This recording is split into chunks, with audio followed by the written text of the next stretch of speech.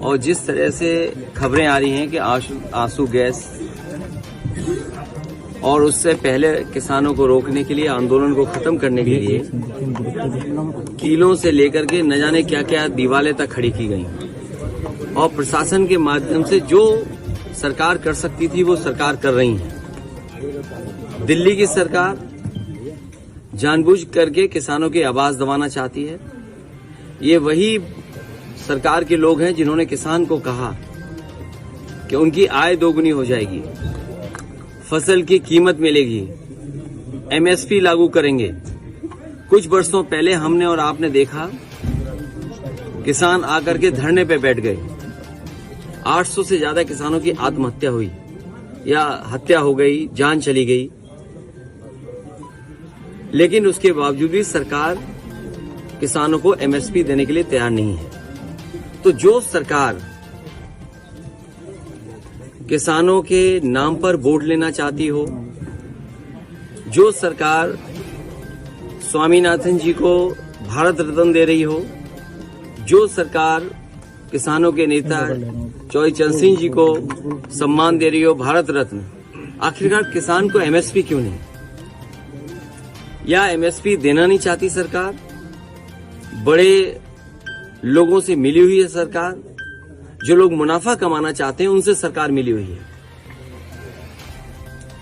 और उसी का परिणाम यह है कि किसान की आवाज दबाने के लिए लगातार सरकार इसी तरह का व्यवहार कर रही है किसानों के साथ। आने वाले चुनाव में जो 2024 को होने जा रहा है, देश की जनता भारतीय जनता पार्टी को हटा देगी।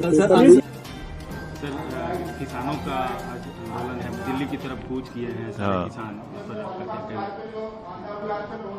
तो ये जो है मोदी सरकार की नाकामी है कि लीगल गारंटी जो एमएसपी के लिए डिमांड था उनका, उसको पूरा करना चाहिए था। उन्होंने एक एक्सपर्ट कमेटी बनाई जुलाई 12, 2022 को, उसका क्या हुआ नहीं मालूम। तो किसानों का ये जो मुतालबा है कि लीगल गारंटी होना एमएसपी के ऊपर, पूरे क्रॉप्स के ऊपर, और दूसरा उनका यह है कि इम्प्लीमेंटेशन स्वामीनाथन कमेटी का फार्मूला, तो दो चीजें जरूरी है करना। क्यों सरकार इसको टाइम पास कर रही है, टाइम खरीद रही है?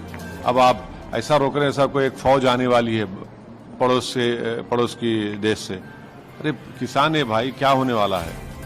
आप कीले लगा रहे हैं, रोड ब्लॉक्स कर रहे हैं, एक अजीब माहौल करके रख दिया आप। उनके जो मुतालबा है, इनका डिमांड है लीगल गारंटी होना चाहिए एमएसपी के पूरे क्रॉप्स के ऊपर, कबूल करना चाहिए देश के प्रधानमंत्री को फौरन। चुनाव आ रहे हैं, उनको ही फायदा होगा ना। सबसे पहली बात तो अर्जुन मुंडा जी को यह समझना पड़ेगा कि ये किसान ही आम जनमानस है। आप किसानों को आम जनमानस नहीं मानते, इस देश का मूल नहीं मानते। वो आदिवासी नेता हैं, उनके मुंह से ऐसी बात, ये तो बड़ी विडंबना वाली बात है। किसान इस देश का मूल है, ये देश किसान प्रधान देश है।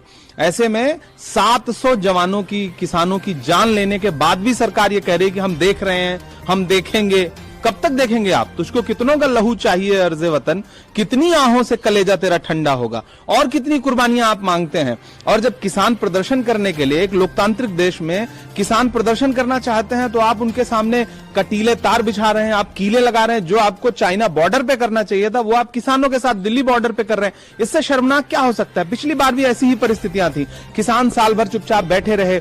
700 किसानों की शहादत के बाद भी सरकार जब बेशर्मी के साथ कृषि कानून, काले कानून वापस लेने पे मजबूर हुई, उसके बाद जो वायदे प्रधानमंत्री जी ने किए थे, क्या वो पूरे किए?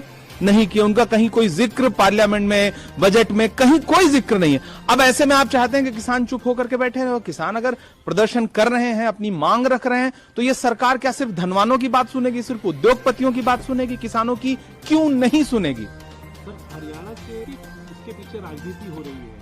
आम किसान जो है वो जानता है कि इस सरकार ने जो उसके लिए किया है और किसी सरकार ने नहीं किया, इसके पीछे राजनीति हो रही है। क्या यही किया कि प्रतिदिन 31 किसान इस देश में आत्महत्या कर रहे हैं? यही किया है?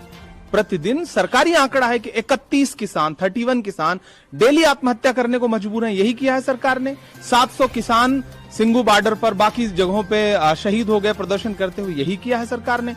दरअसल सरकार ने किसानों के साथ राजनीति किया है। चंद उद्योगपतियों को फायदा पहुंचाने के लिए सरकार ने इस देश के गरीबों के साथ, किसानों के साथ जो राजनीति किया है, अब किसान उस राजनीति को समझ गए हैं, इसलिए प्रदर्शन कर रहे हैं। तब मजबूर होकर के भाजपा कह रही है कि किसान राजनीति कर रहे हैं। अगर ये राजनीति है तो ऐसी स्वस्थ राजनीति देश भर में होनी चाहिए। मांग क्या है? क्या कुछ राज्यसभा सांसद हैं, चर्चा भी हुई जो है 10 साल की जो इकोनॉमी के ऊपर व्हाइट पेपर पिछली सरकार का आया और सरकार ने अपने भी 10 साल के काम गिनाए, कैसे देखते हैं? देखिए, हमारे तमाम सांसदों ने किसानों के लिए सदन में बात रखी।